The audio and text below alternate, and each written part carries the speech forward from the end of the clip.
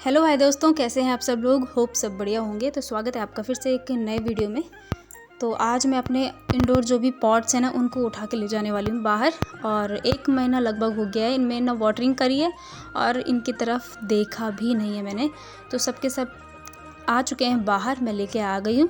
और परिवार में शादी होती है ना तो फिर महीना भर लग जाता है शॉपिंग और सब कुछ एडजस्ट करने में। तो महीने भर से इनमें पानी भी नहीं डाला है और लेकिन फिर भी इनमें उतना कुछ फ़र्क नहीं पड़ा है। यहाँ पे जितना भी डस्ट मैंने अभी साफ़ करा गार्डन का वो सब मैंने इकट्ठा कर लिया है। इधर प्लास्टिक वगैरह साइड कर देंगे हम, बाकी इसको हम यूज़ करेंगे अपने इन्हीं पॉट्स में।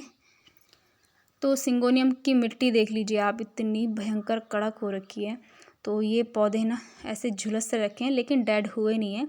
काफ़ी हार्डी प्लांट्स होते हैं और बहुत लॉन्ग टाइम तक बिना पानी के अच्छे से सर्वाइव कर लेते हैं।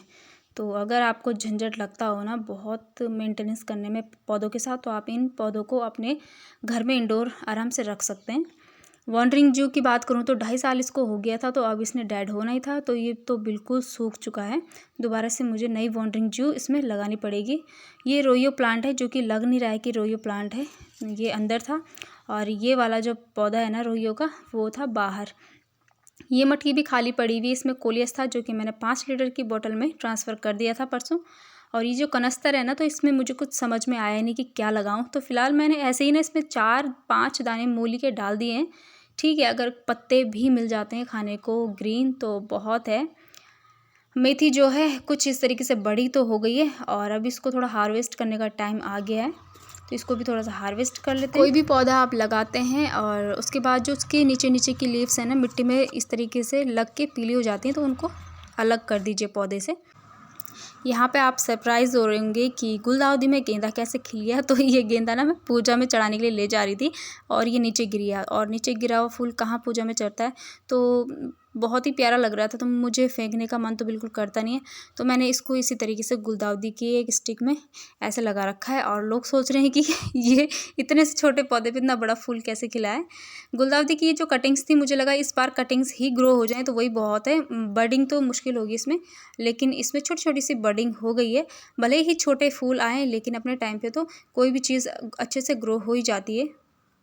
मेथी, पालक और धनिया जब भी आप हार्वेस्ट करते हैं तो हाथ से ना तोड़ें, बल्कि चाकू की सहायता से तोड़ेंगे ना तो आपको अगली बार में जो हार्वेस्ट करने को मिलेगा तो वो बहुत ही बुशी और काफ़ी ज़्यादा मात्रा में पत्ते मिलते हैं।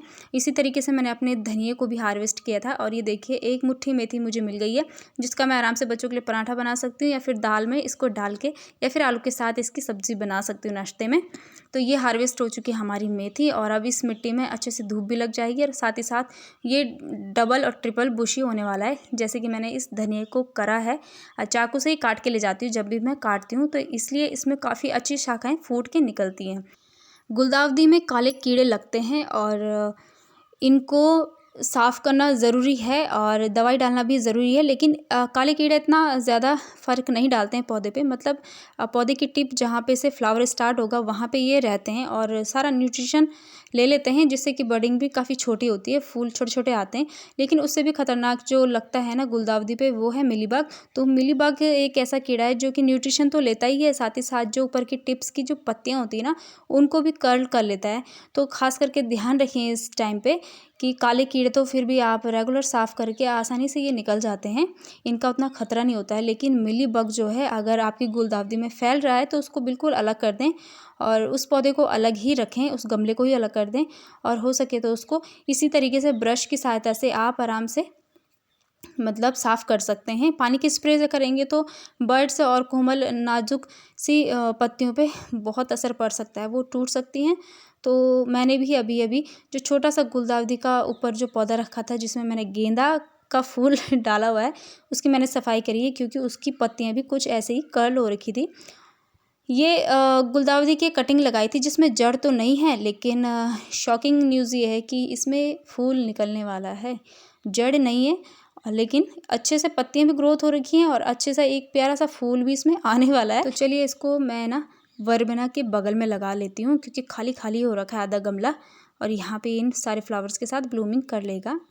इस वाले फूल का मैं काफ़ी दिनों से इंतज़ार कर रही हूँ, कब से इसमें बड्स बनी है और मैं रोज़ इसको देखती हूँ कि खिल गया होगा और इसकी बड्स ब्लू ब्लू कलर की है। अगर इसमें ब्लू या फिर पर्पल जो भी फ्लावर आएगा ना तो बहुत ही अच्छा लगेगा, मेरे गार्डन में एक नया कलर ऐड हो जाएगा फ्लावर्स में।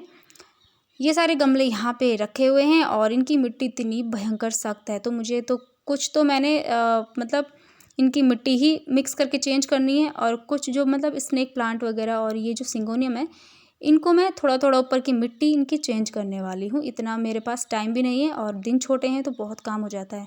तो जो जिनमें कुछ है नहीं उनमें पानी तो डालूंगी नहीं, बट जिनमें ये स्नेक प्लांट है तो इनमें थोड़ा थोड़ा सा पानी डालने वाली हूँ मैं, क्योंकि बाद में जब खुरपी चलाऊंगी ना मैं तो खुरपी इसमें बिल्कुल भी नहीं जाने वाली है। इतनी भयंकर हार्ड ये मिट्टी हो रखी है, ये देख सकते हैं आप, बिल्कुल छटक गई है, मतलब पॉट से अलग ही छटक रखी है। तो थोड़ा थोड़ा इसमें वाटरिंग कर देते हैं। रोयो प्लांट देखिए आप, जो बाहर हो रखा है ना तो वो काफ़ी हार्डी प्लांट है और लीव्स भी इसकी स्ट्रेंथ काफ़ी अच्छी है, और जो अंदर है ना ये बिल्कुल नाजुक सा है तो मुझे बिल्कुल पसंद नहीं आ रहा है। तो रोयो प्लांट को अगर आप इंडोर रखते हैं ना तो बहुत ही बैड आइडिया है, मतलब कुछ खास लगता है नहीं है।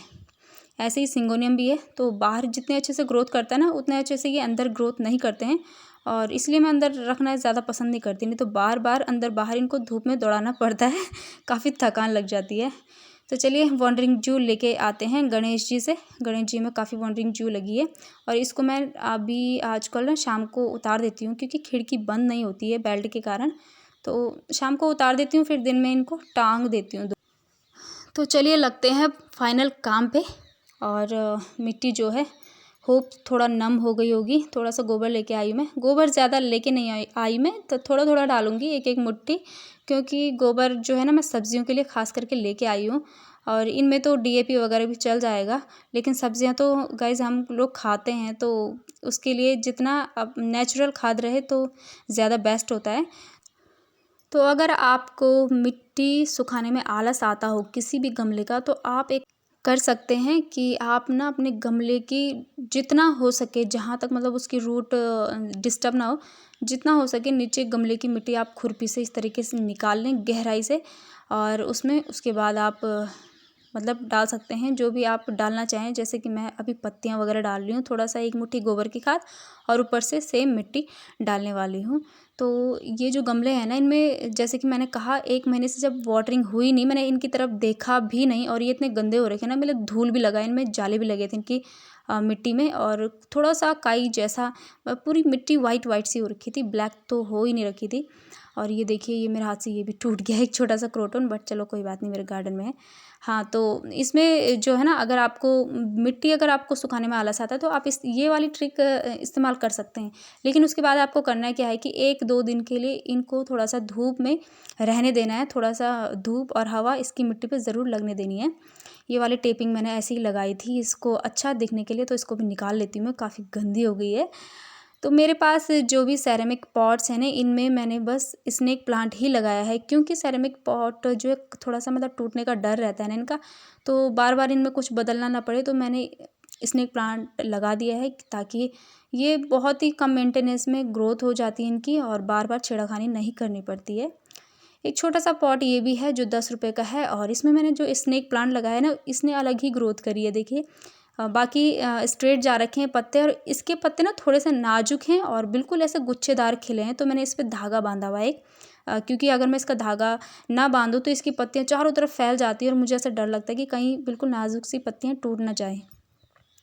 तो इस गमले में देखेंगे आप मिट्टी बहुत आसानी से निकल रही है, तो इसमें ना मिट्टी है ही नहीं, मतलब नाम की है।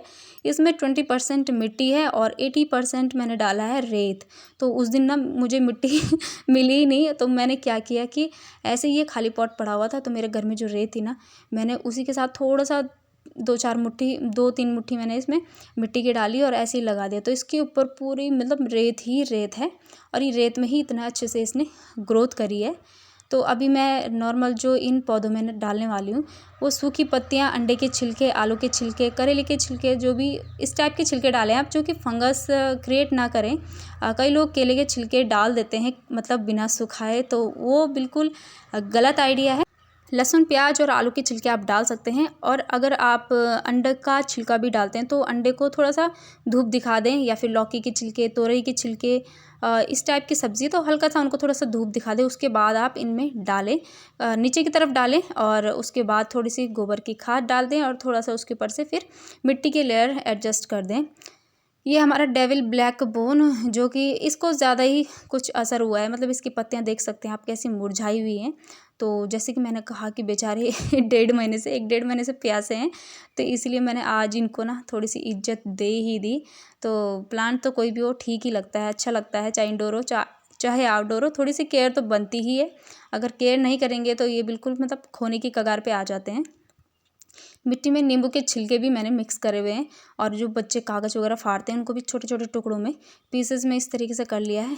वीडियो में देखने में आपको लग रहा होगा कि बड़ी जल्दी जल्दी से तो 5 मिनट का काम निपट गया है, लेकिन सच बताऊं तो मैं सुबह मॉर्निंग में जब ऊपर छत में गई थी, 2 गमले उठा के लेके आई, बाद में झाड़ू मारने गई, फिर 2 गमले उठा के लाई, और अभी लगभग 2:30 बजे का टाइम हो चुका है और मुझे 2:30 बज चुके हैं इन्हीं के मतलब पीछे पीछे। और ये देखिए, ये गमला मेरे हाथ से क्रैक भी हो गया है। जिस तरफ धूप पड़ती है उस साइड ये कच्चा हो गया, और इस साइड धूप नहीं पड़ती है तो इस साइड ये काफ़ी शाइनी भी है और अच्छा भी है, लेकिन इधर हो गया है ये कच्चा। बट देखते हैं अगर इसमें प्लांट टिक जाता है, अगर मिट्टी टिक जाएगी तो प्लांट भी टिक जाएगा। तो चलिए इसमें वॉन्डरिंग जू लगा के देखते हैं। और वॉन्डरिंग जू तो ऐसा है कि एक बार लगा दो उसके बाद 1-1.5 साल की छुट्टी। और इस गमले की भी हो गई छुट्टी। टूट गया यार ये, आखिर मतलब मेरे हाथ से टूट ही गया, और मुझे गुस्से में आके मैंने इसको पूरा ही तोड़ दिया जा। और दूसरा वाला पॉट है, इसमें डाल लेते हैं। वैसे ये भी कच्चा है एक साइड से, बट इसको मैंने ज़्यादा नहीं छेड़ा वरना ये भी टूट जाता। तो चलो वॉन्डरिंग जू लगा लेते हैं। अब है हमारे पास ये पड़ा हुआ टी बैग। तो टी बैग में था पॉचुला का और पर्सलिन। तो इसकी मिट्टी भी ऐसी हो रखी है काफ़ी टाइम से, और बिल्कुल साइड में पड़ा हुआ था बेचारा, टुकुर टुकुर मेरी तरफ देख रहा था, कब मुझे उठाएगी, कब मेरी इज्जत करेगी। तो चलो इसको भी मैंने कहा चलो उठा ही लेते हैं। आज सारे छोटे छोटे जो हमारे पॉट्स हैं उन्हीं का दिन है, बाकी बड़े पॉट्स का मैं कुछ नहीं करने वाली हूँ आज। तो जब भी आप इस तरीके के टी बैग हो या फिर आपके घर में कोई भी ग्रो बैग आप कन्वर्ट करते हो, तो उसको उल्टा ही साइड में फोल्ड करके यूज़ कीजिए। इससे क्या होता है कि जो उसमें लिखा वगैरह होता है ना, थोड़ा सा अजीब सा लगता है, या फिर अलग अलग कलर, नीला पीला, तो गंदा सा लगता है। तो इसके दूसरी साइड में अंदर की तरफ सिल्वर कलर था, काफ़ी अच्छा लग रहा था। तो मैंने इस टी बैग को उल्टे साइड में पलट के और तब इसमें ये फ्लावर लगाए थे। और इसमें काफ़ी मिट्टी है यार, मतलब 5 लीटर की जो हमारी बॉटल थी उसके बराबर इसमें मिट्टी आ जाती है आराम से। इसमें गेंदा भी चल जाएगा, गुलदाउदी का एक पौधा भी आ जाएगा, कैलेंडुला, पिटोनिया, इस तरीके के छोटे छोटे पौधे आराम से इसमें आ सकते हैं। तो अगर आपके घर में है इस तरीके के बैग तो उनको इस तरीके से आप यूज़ कर सकते हैं। तो चलिए, ये वाला गमला तो खैर टूट ही गया है। और ये रोयो प्लांट जो है ना, जो इंडोर था, मुझे बिल्कुल जच नहीं रहा है, लेकिन अभी मुझे समझ में नहीं आ रहा है कि मैं इसमें लगाऊं तो लगाऊं क्या। तो ये सारे पौधे तो हो चुके हैं रेडी, और इनमें डाल दिया है मैंने पानी। इनको रख दिया है मैंने इधर थोड़ा सा, ताकि रास्ते में ना लगे, कहीं मेरे बच्चे तोड़ ना दें। और अब इनको मैं 1-2 दिन तक बाहर ही रखने वाली हूँ, ताकि इनमें थोड़ी सी धूप भी लग जाए और थोड़ी सी हवा भी लग जाए इनकी मिट्टी में, और इनको भी पता चले कि कड़ाके की ठंड में बाहर रहना क्या होता है। बाकी सारे पौधे कड़ाके की ठंड में बाहर रहते हैं और ये आराम से मज़े में अंदर बैठे रहते हैं। तो इनको भी थोड़ा सा इन्वायरमेंट का पता होना चाहिए। तो ये देखिए, बड़ी ही सुंदर लग रहे हैं। अभी बस इनको ले जाने की आफत है एक दिन की, और जो कि मैं अकेले ही करने वाली हूँ, क्योंकि पॉट्स बच्चों के हाथ से गिर ना जाए। तो चलिए गाइज़, इतनी थकान लग चुकी है मुझे, कम से कम 1 घंटा लग गया है इनको इनकी मिट्टी चेंज करने में। और ये देखिए, मैंने अपने अमरूद की एक बड़ी सी टहनी ना तोड़ दी है, क्योंकि ये टहनी इस साइड को थी, मेरी तरफ को झुकाव था इस टहनी को। और इस टहनी के कारण क्या होता है कि क्यारी में इधर को धूप भी नहीं आती थी, और इसका ना डायरेक्शन भी टेढ़ा हो रहा था इस पौधे का। तो ताकि ये मतलब स्ट्रेट उसमें ग्रो करे, इसलिए मैंने अमरूद की जो तिरछी टहनी जा रही थी उसको कट कर दिया। इधर राई में थोड़ी सी गुड़ाई करी है, और कुछ कुछ पौधे निकाल के मैंने इस तरीके से छटाई करके यहाँ पर लगाए हैं, जो कि आपको सोए हुए नज़र आ रहे होंगे। तो अभी इनको नींद आ रखी है, क्योंकि ये सुस्त हो रखे हैं। अब पानी डालूंगी तो कल सुबह तक आराम से इनके पत्ते अपनी अवस्था में फिर से आ जाएंगे। ग्रो बैग्स में भी कुछ कुछ पालक हो रखी है पहाड़ी, लेकिन जहाँ पे नहीं है तो वहाँ पे मैंने क्या कर दिया है कि राई के कुछ पौधे लगा दिए हैं। तो मिक्स हो रखा है सब कुछ। और ग्रीन पत्ते ये है कि दिन के खाने में सब्ज़ी बना लो, थोड़ा सा तोड़ के अपने गार्डन से निकाल के, और अपने गार्डन से निकाला हुआ एक अलग ही मतलब मज़ा आता है उसको खाने में। टमाटर के पौधे जो हैं मेरे, उनमें फ्लावरिंग तो हो गई है, लेकिन अभी फ्रूटिंग का कहीं नामो निशान नहीं है। अभी स्टार्टिंग की फ्लावरिंग है, बाकी पॉलिनेटर्स का काम है अब आगे का। ये जो गमला था इसमें पिंक रोज़ था ना, तो मैंने उखाड़ के फेंक ही दिया है। तो मेरे गार्डन में पिंक रोज़ है 2-3 टाइप की, मतलब 2-3 जगह लगा रखा है मैंने। तो मैंने क्या किया है कि बगल पड़ोसियों से लेके आई मैं येलो कलर की गुलदावदी। येलो मेरा फेवरेट है, और येलो गुलदावदी मेरे पास थी नहीं, और मार्केट में जाओ तो यहाँ ना 50 या तो 70 रुपये का एक पौधा मिलता है। तो इस बार तो इसमें फ्लावरिंग शायद नहीं हो पाएगी, क्योंकि अभी ये छोटा सा पौधा मैं लेके आई हूँ।